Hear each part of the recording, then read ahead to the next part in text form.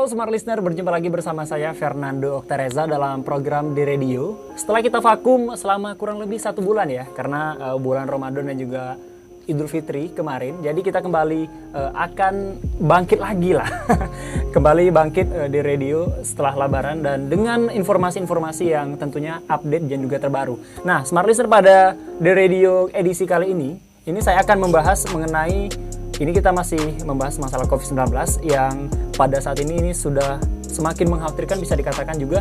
Dan juga semakin berkembangnya COVID, pola hidup masyarakat juga mengalami kenormalan atau disebut dengan the new normal. Jadi pada kesempatan kali ini saya akan membacakan 3 berita yang membahas mengenai new normal. Jadi kita langsung ke berita yang pertama. Nah, ini di berita pertama dilansir dari kompas.com pada tanggal 27 Mei 2020 ya, tepatnya pada hari ini, tepatnya hari Rabu ya, di hari syuting kita ini. Jadi di sini kompas.com mengangkat berita tentang ini indikator daerah siap terapkan new normal menurut gugus tugas COVID-19. Jadi ini penerapan new normal berdasarkan informasi dari gugus tugas COVID-19. Baik, informasi yang ditulis ini salah satu aspek yang diukur bagi daerah untuk dapat menerapkan aktivitas sosial ekonomi pada era new normal adalah surveillance kesehatan masyarakat. Nah, ini ada beberapa aspek Smart Listener yang harus kita lakukan pada saat ingin menerapkan new normal menurut gugus tugas COVID-19, ada Bapak Wiku Adhisa Smito. Jadi salah satu indikator yang menunjukkan baiknya surveillance kesehatan masyarakat yakni jumlah pemeriksaan spesimen COVID-19 yang meningkat dan diikuti dengan berkurangnya kasus positif COVID-19. Jadi harus seimbang ya, ketika pemeriksaan spesimen yang meningkat juga harus diikuti dengan kasus COVID-19 juga harus berkurang. Nah, yang selanjutnya ini menurut Pak Wiku Adhisa Smito, aspek berikutnya yakni pelayanan kesehatan. Jadi kalau yang tadi indikatornya itu diikuti dengan berkurangnya kasus positif COVID-19. Untuk yang selanjutnya ini adalah indikator dari pelayanan kesehatan. Jadi di sini untuk prasarana, jumlah ketersediaan tempat tidur untuk kasus positif baru di rumah sakit, alat pelindung diri bagi tenaga medis di rumah sakit, serta ventilator juga harus melengkapi.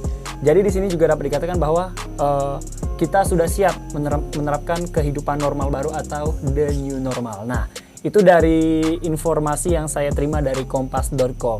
Nah, kita akan beralih ke informasi selanjutnya, masih dari kompas.com, tapi ini berdasarkan statement dari Presiden Pak Joko Widodo yang mengatakan bahwa di judul berita ini, apa itu new normal? Presiden Jokowi sebut hidup berdamai dengan COVID-19. Kita baca beritanya, apakah ada perbedaan dengan pendapat dari gugus tugas COVID-19 tadi? Baik, kita lihat di sini ditulis new normal kembali digaungkan di tengah pandemi virus corona yang kian meluas dan menginfeksi jutaan orang di dunia, termasuk di Indonesia. Nah, Presiden Joko Widodo juga mengajak masyarakat untuk dapat hidup berdamai dengan COVID-19. Karena apa? Karena akibat pandemi ini, masyarakat dunia dipaksa tinggal di rumah, bekerja, sekolah, hingga beribadah juga harus dilakukan di rumah.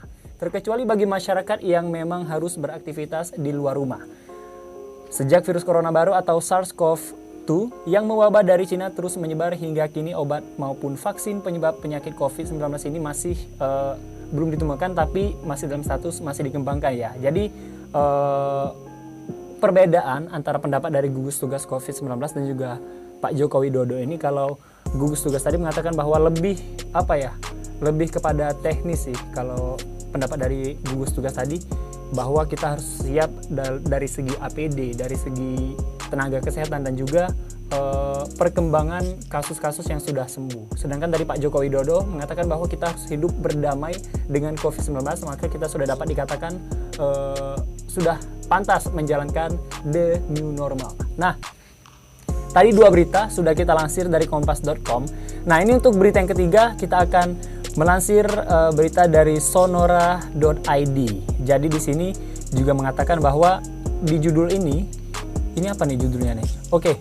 Siap terapkan new normal, jubir GTPP COVID-19 Jabar, mal dan toko segera dibuka. Berarti dengan penerapan the new normal ini, mal yang biasanya kalau COVID-19 ini mewabah ini ditutup.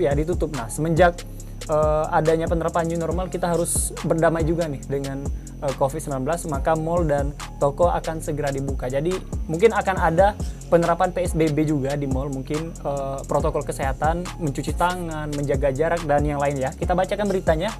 Jadi di sini ditulis bahwa terkait akan diterapkannya konsep new normal di Provinsi Jawa Barat. Provinsi Jawa Barat dianggap siap untuk menjalankannya. Juru bicara gugus tugas percepatan penanggulangan COVID-19 Provinsi Jawa Barat, Daud Ahmad, mengemukakan bahwa seiring dengan banyaknya aktivitas yang dilakukan oleh masyarakat Jawa Barat di tengah pandemi membuat pihaknya melakukan pengkategorian tingkat kewaspadaan di tiap wilayah berdasarkan temuan penyebaran COVID-19. Jadi, di sini dapat menambahkan bahwa hampir semua kabupaten kota di Jawa Barat masih dalam kategori waspada atau level kuning. Jadi, di Jawa Barat ini terdapat 19 kabupaten, Smart Listener. Terdapat 19 kabupaten dan juga kota yang termasuk dalam kategori ini ya. Nah, di sini juga dikatakan bahwa pihaknya akan kembali membuka aktivitas mal seperti biasa, tapi dengan penerapan sesuai dengan protokol kesehatan dari Kementerian Kesehatan. Jadi, 3 berita tadi sudah kita tahu bahwa kehidupan new normal ini kita harus beradaptasi. Secara tidak langsung kita harus beradaptasi dengan adanya wabah virus corona dengan cara menerapkan pola hidup sehat. Seperti yang dikatakan Bapak Jokowi tadi, terus Jubir gugus tugas COVID-19 di Jawa Barat dan juga Jubir gugus tugas Republik Indonesia. Jadi di sini kita harus memang benar-benar menerapkan protokol kesehatan dan harus terbiasa hidup di tengah wabah virus corona.